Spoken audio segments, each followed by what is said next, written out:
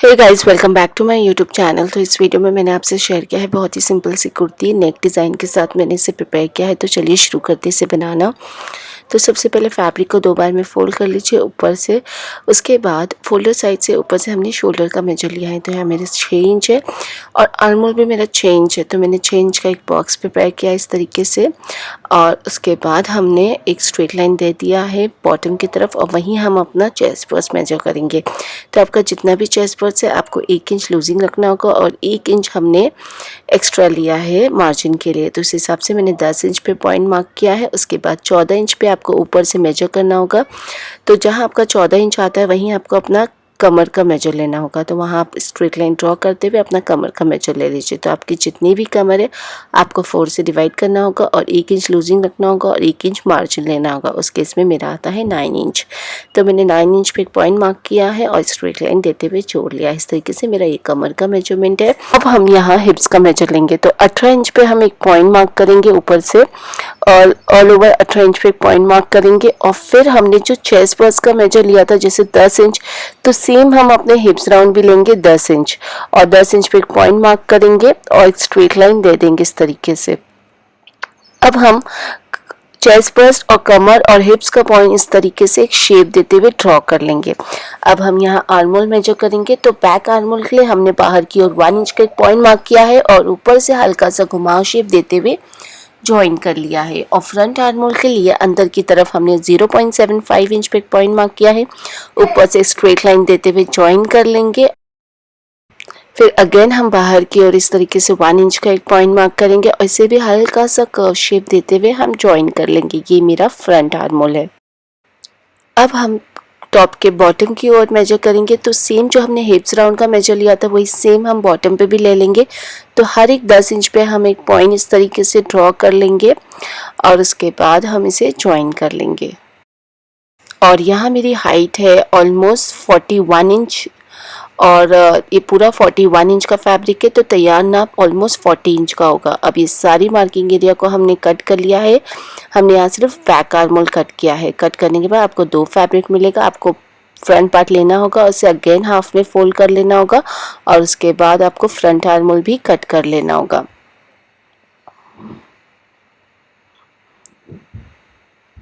तो हमने यहाँ कट कर लिया है। कट करने के बाद अब हमें फ्रंट पार्ट के लिए नेक का पैटर्न क्रिएट करना है। तो उसके लिए हमने बकरम लिया है जिसकी हाइट 3 इंच है और चौड़ाई भी 3 इंच है और इसे हम हाफ में फोल्ड कर लेंगे। उसके बाद हम इस तरीके से एक शेप दे देंगे। तो और ये शेप को हम कट कर लेंगे। इस तरीके से कट करने से आपका नेक का जो पैटर्न आप बनाएंगे बहुत ही प्रॉपर बनेगा। अब आप ओपन कर लीजिए तो आप देख रहे हैं इस तरीके का आपका शेप आएगा। अब हम इसे साइड में रख लेंगे। उसके बाद हम एक बड़ा पीस लेंगे बकरम का जिसकी हाइट हमने 9 इंच रखा है, चौड़ाई लगभग 10.5 इंच रखा है।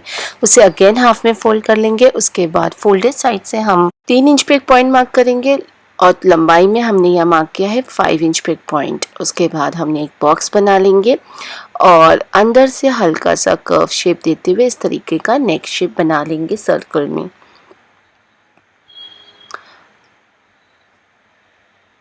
उसके बाद हमने जो टॉप पैटर्न क्रिएट किया था उसे जस्ट इसके नीचे इस तरीके से नीचे रखेंगे नेक के और इसका हम शेप दे देंगे। तो आप देख रहे हो इस तरीके से अगर आप शेप देंगे तो आपका नेक का जो शेप आता है बहुत ही प्रॉपर आता है। उसके बाद हर एक 1.5 इंच पे हम इस तरीके से निशान लगा लेंगे और इस मार्किंग को हम कट कर लेंगे।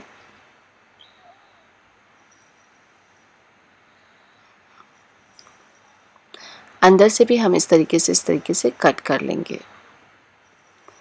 तो आप देख रहे हो हमारी कटिंग हो गई है। अब आप इसे ओपन कर लीजिए। तो इस तरीके से आपका नेक का पैटर्न क्रिएट है।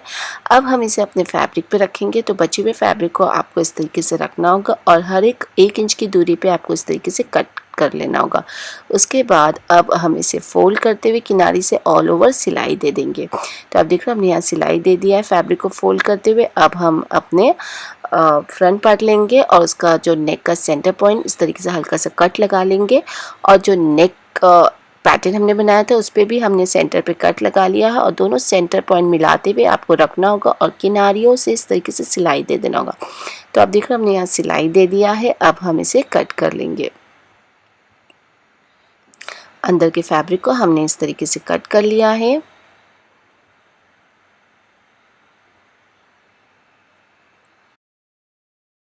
अब हम इसके ऊपर छोटे-छोटे कट्स लगा देंगे ताकि जब आप फोल्ड करें तो बहुत ही प्रॉपर फिनिश आए। ये इम्पॉर्टेंट स्टेप है, आप ज़रूर करिए, कट लगाने के बाद ही फोल्ड करिए। अब हम इसे फोल्ड कर लेंगे इस तरीके से। कोई भी इंस्ट्रूमेंट की हेल्प से आपको इसका जो कोना है इसको अंदर के बाहर की ओर निकाल लेना होगा।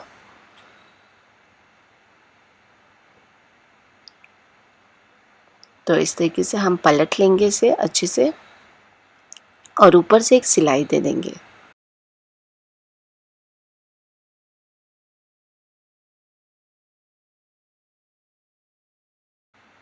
तो आप देख रहे हैं हमने यहाँ ऊपर से सिलाई दे दिया है और इस तरीके से मेरा फ्रंट पार्ट का नेक का जो पैटर्न है वो क्रिएट हो गया है। अब हमें बैक पार्ट लेना होगा। तो बैक पार्ट लेंगे और इसे अगेन हाफ में फोल्ड कर लेंगे इस तरीके से और उसके बाद इस फोल्डेड साइड से हमने 3 इंच पे एक पॉइंट मार्क किया है और लंबाई हमने यहाँ पे भी 5 इंच रखा है और एक बॉक्स बनाने के बाद हमने हल्का सा कर्व शेप दे देंगे। इस तरीके का मेरा राउंड शेप रहेगा नेक का, बैक पार्ट का भी, और इसे कट कर लेंगे। जो अंदर का पीस है वो आप फेंकिए ना, उससे हम ट्रेसिंग लेंगे। तो इस तरीके से मेरा बैक पार्ट की नेक की कटिंग हो गई है। हम बचे हुए फैब्रिक को अगेन हाफ में फोल्ड कर लेंगे। नेक का जो बचा हुआ फैब्रिक है वो इसके ऊपर प्लेस कर लेंगे और उसके ट्रेसिंग ले लेंगे और उसके बाद हमने हर एक इंच की दूरी पे अगेन इस तरीके से निशान लगाते हुए नेक का शेप बना लेंगे। अब हम इसे भी कट कर लेंगे। कट करने के बाद इस तरीके से आपकी पट्टी निकल आएगी। इसकी किनारियों को आपको फोल्ड कर लेना होगा, फोल्ड करते हुए सिलाई दे देना होगा।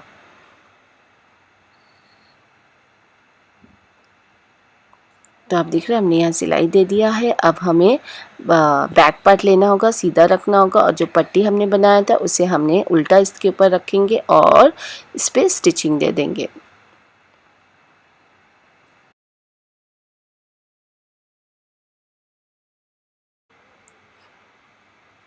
तो हमने यहाँ स्टिचिंग दे दिया है। अब हमें इसे बाहर की ओर पलटना होगा और इसे फोल्ड नहीं करना होगा, इसे सिर्फ हमें इसे पलट के ऊपर से एक सिलाई दे देना होगा किनारे पे रखते हुए।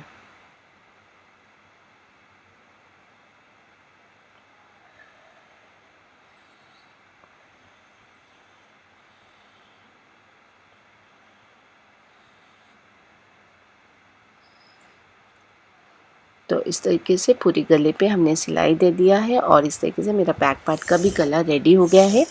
अब हमें इस पे शोल्डर जॉइन करना है। तो शोल्डर जॉइन करने के लिए हमने फ्रंट पार्ट सबसे पहले सीधा रखेंगे और उसके ऊपर हम बैक पार्ट को उसके ऊपर उल्टा रखेंगे और शोल्डर को शोल्डर से इस तरीके से मिलाएंगे और बैक पार्ट की जो पट्टी है जो बाहर निकली है उसे अंदर की तरफ इस तरीके से फोल्ड करते हुए हम अपना शोल्डर जॉइन कर लेंगे।